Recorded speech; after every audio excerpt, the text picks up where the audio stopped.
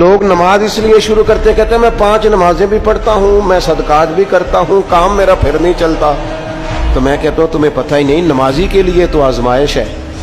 جتنا جتنا ایمان کامل اتنی آزمائش بھی زیادہ. اور یہ میں اپنے پاس سے نہیں کہہ رہا.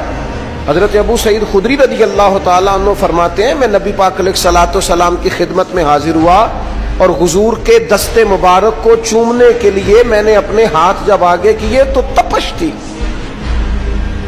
تیز بخار تھا نبی پاک کو. تو حضرت ابو سعید خدری رضی اللہ تعالیٰ عنہ ارشاد فرماتے ہیں کہ میں نے، یہ سنن ابن ماجہ میں موجود ہے، فرماتے میں نے عرض کیا یا رسول اللہ صلی اللہ علیہ وسلم اتنا تیز بخار؟ حضور فرمانے لگے ہم پر جو آزمائشیں آتی ہیں نا انبیاء پر، وہ عام لوگوں سے دگنا آتی ہیں. یہ تو لاڈلے ہیں، یہ تو محبوب ہیں اللہ کے.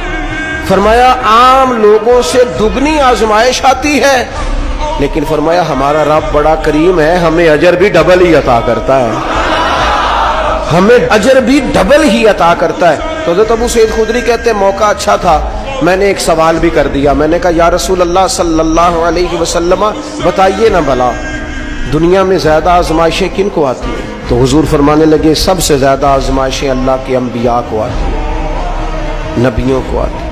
حضور اس کے بعد فرمایا اس کے بعد جو ان کے زیادہ قریب ہوتا ہے اسے آتی ہے. لوگ کیا سمجھیں گے امام حسن کی آزمائش کو؟ لوگ کیسے سمجھیں گے سیدنا امام حسین کی آزمائش کو؟ فرمایا جو ان کے زیادہ قریب ہوتا ہے اسے زیادہ آزمائش آتی ہے. تو حضور کے سب سے قریب تو امام حسن ہے نا، امام حسین ہے نا.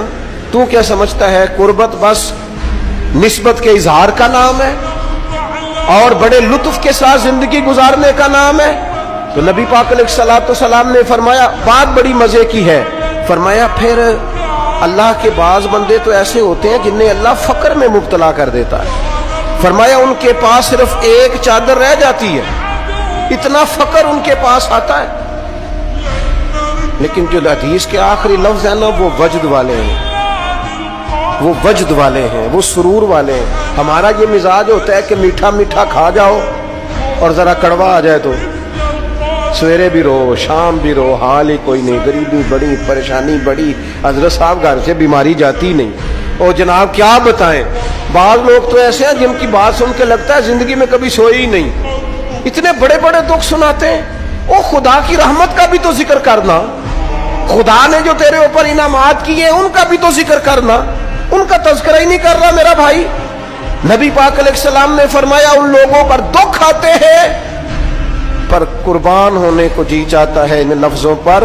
حضور فرمانے لگے وہ رب کی طرف سے آنے والے دکھ پر بھی اس طرح راضی ہوتے ہیں جس طرح تم میں سے کوئی راحت ملنے پر راضی ہوتا ہے. سکون والی چیز ملنے پر جس طرح تم راضی ہوتے ہو اس طرح وہ دکھوں پر بھی راضی ہوتے ہیں. دکھ قبول محمد بخشا، دکھ قبول محمد بخشا. پر ایک شرط لگائی چھوٹی سی میاں صاحب نے، انہوں نے کہا 100 دفعہ قبول ہے، دکھ 100 دفعہ قبول.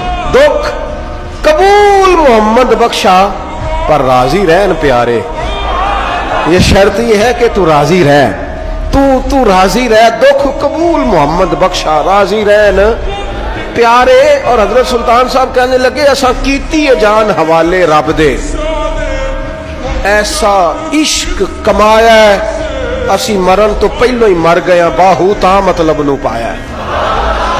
مولاي صل وسلم دائما ابدا على حبيبك خير الخلق كلهم.